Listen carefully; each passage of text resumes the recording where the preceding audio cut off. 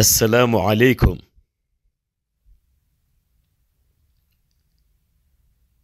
ñi ngi dellu si di ziyaare mbokk yu tedd yépp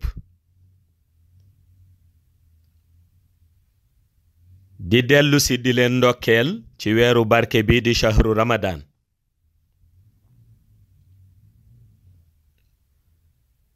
tey ñu fas yéene ñëw ci leçon du ramadan numéro 22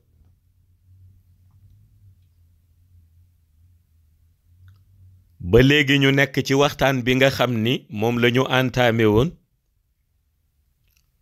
ñu koy tuddee le cheminement vers Allah en rapport avec le dhikr yàlla dogal ñu nekkoon ca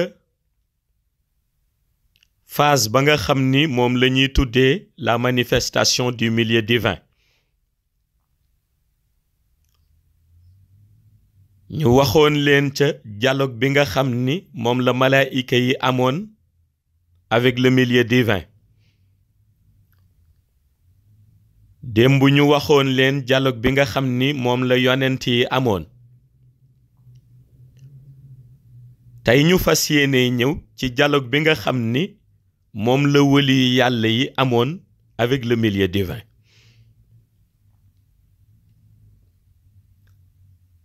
mu mel ni bu ñu waxee nag lanoo tuddee wëli yàlla dañu cay dégg ni dafa am lu yàlla def ci ñoom seen roox ba mu nekkee ca alamul arwaax boule de lumière ba yàlla ëmbee ismullahil azam bi te projeté woon ko ci ñoom ñu ko doon xoole boule de lumière boobu dafa def jeexital ci ñoom jeexital bi mu def ci ñoom fu yu daal yi topp leen moo tax bi nu juddoo ñu xam ni ñoom ñii kat dunu rekk nitu neen kon am na loo xam ni yàlla def na ko ci ñoom te defu ko ci ñépp soo ko defee nga dégg ñu ni ñii wali yàlla lañ wali yooyu nag bu ñu leen seetloo dañuy yëg ni léeg-léeg dina ñuy dialoguer avec le milieu divin ci façon yu bokkul ndax ñoom ku ci toog di zikr yàlla dafay connecter sa rox avec le milieu divin su boobaa mën nga entamer dialogue ku ci toog di méditer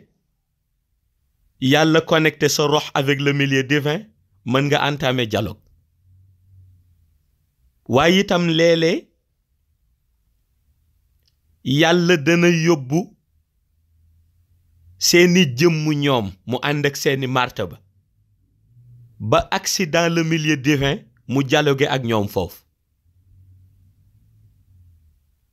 xam nga foofu lu jar di leeral la da gis nga wëli yi ñi ci bare ci ñoom dañu amee lanoo tuddee galañu kàddu ga ñoo waxe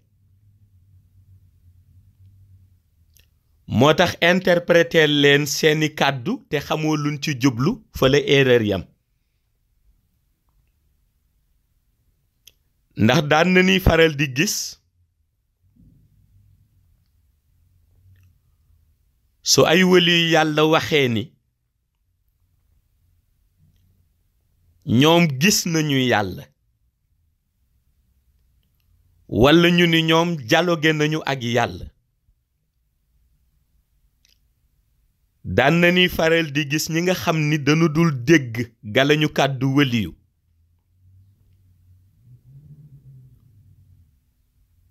walla bu ñu déggee galañu kàddu wëliyu it xëy na dégg ka du leen ñor waaye la leen di ñor xëy na mooy contredire leen walla critiquer leen daan na ni dégg ñooñu jël benn séquence ci benn wëlu yàlla bu mag bu ñëpp xam. séquence ba mu cay wax ni yàlla kenn mënu ko gis, du nit du jinne du malaayika waaw, waaye nag mën nga koy yëg nag ba yëg présence am. su ko defee ñu bëgg contredire dañuy faral rek jël kàddu nitu yàlla bu mag boobu ni gis nga moom nitu yàlla la waaye weddi na leen. fekk na ñooñu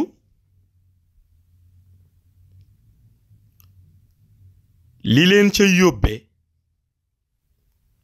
mooy dañ dul xam galañu kàddu nitu yàlla. gis nga nitu yàlla boobu bi muy wax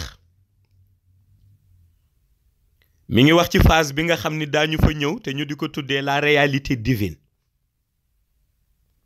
te kooku xay bu yépp d'accord nañu ci. La réalité divine,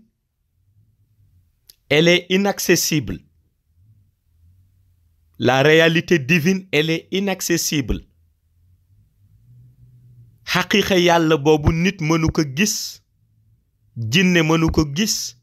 malaayika mënu ko gis. La réalité divine, elle est inaccessible. xaqiiqa borom bi foofu nit mënu ko gis, jinne mënu ko gis, malaayika mënu ko gis,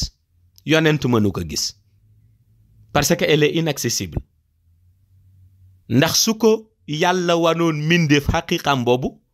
kon mindeef ba du ca jële jàmm. moo tax pour yàlla sécuriser ko rooxam, sécuriser ko leeram moom mindeef bi, moo tax yàlla jël xaqiiqam def ko mu nekk loo xam ne lu inaccessible la. nit du ko fa gis, jinne du ko fa gis, malaayika du ko fa gis, yonent du ko fa gis.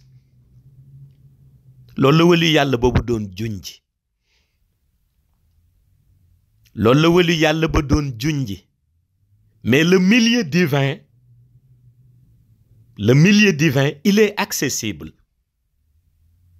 te yooyu dafa am des preuves à l'appui. xam nga ñi koy jël ci ni yenent yàlla Muusa bi mu waxee alxuraan indi ko dafa bëgg gis yàlla, yàlla ni ko nañu def test ci doj bi.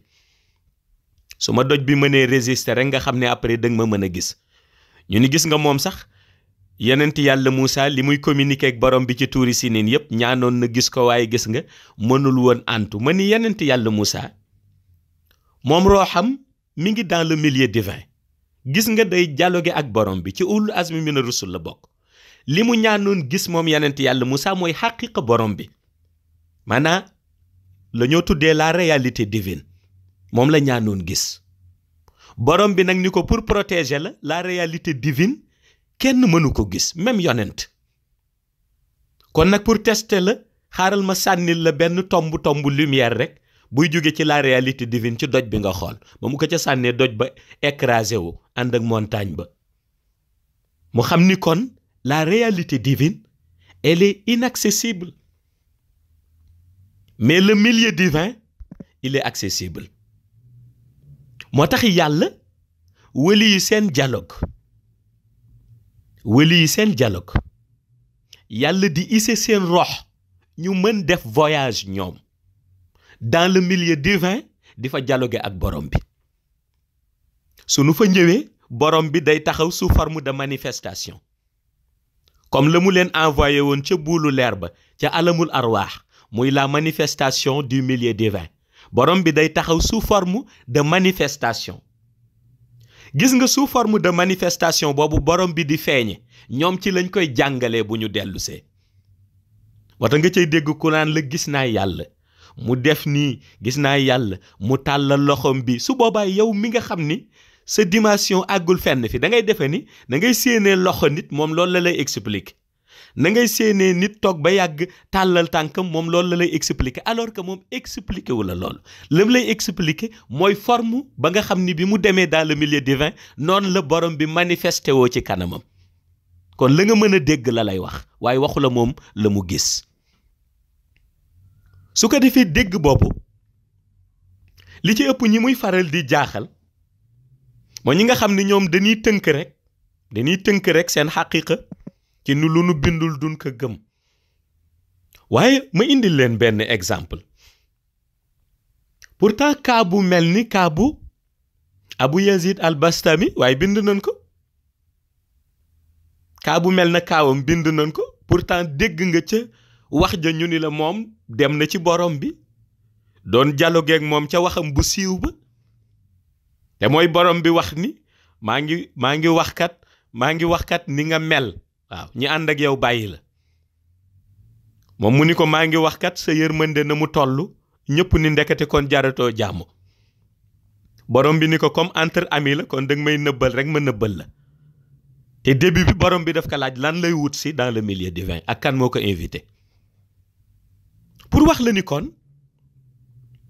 nitu yàlla yi dafa am fu seen dimension dégg-dégg toll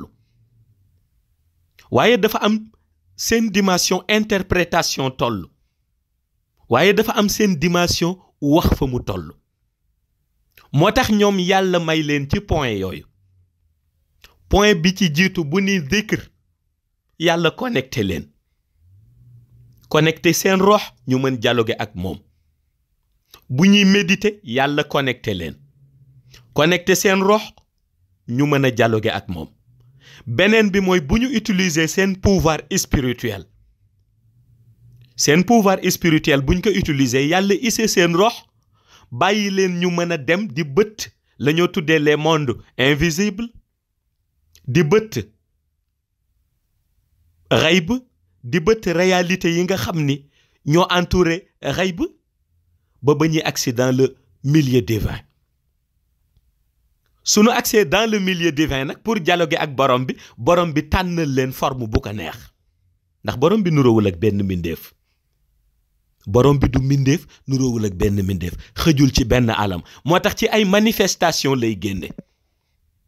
manifestation yi muy génne ñoom bu ñu dellusee noonu lañ koy décriral nit su ko defee bu ñu koy décriral nit nag bu sa xel gàttee da ngay defe ni loolu ñu lay wax yow da nga koy xool ci nit kuy dox wala nga xool ko ci benn béréb wala nga xool ko ci benn rideau alors que ñoom li ñuy wax ëpp na loolu mais yow nag comme sa vision sorewul yow yaa koy déggee noonu waaye fekk na ñoom ñu ngi ko doon vivre sous forme de manifestation parce que ñoom réalité boobu loolooy tax ñu mën leen tuddee ay waliyu su ko defee nag boo déggul rek nga ni mënul nekk parce que kat yàlla kenn mënu ko gis du nit du jinne wax fekk na da nga xamul ni ñi wax loolu ñi ngi tënku ca la réalité divine c'est vrai elle est inaccessible du nit du jinne du malaïka du yonent kenn mënu fa gis yàlla waaye le milieu divin il est accessible parce que loolu moo indi particularité waliyu yàlla yi te yii même boo demee ci livre yi ji téere yi dañ koy indi yii nitu yàlla yi ñëw jàngale ko ci beneen domaine kenn ku ca nekk ak cëram ak wàllam su ko defee xam naa foofu la ñuy yem ci leçon bi tey bu nu ñëwee suba ñu indiwaat sax balaa ñuy génn ci la manifestation du milieu divin yeneen kàddu yi ngay dégg ci wali yi mu di la jaaxal ak seen interprétation tabarakallahu assalaamu aleykum wa rahmatullahi taala wa barakatuhu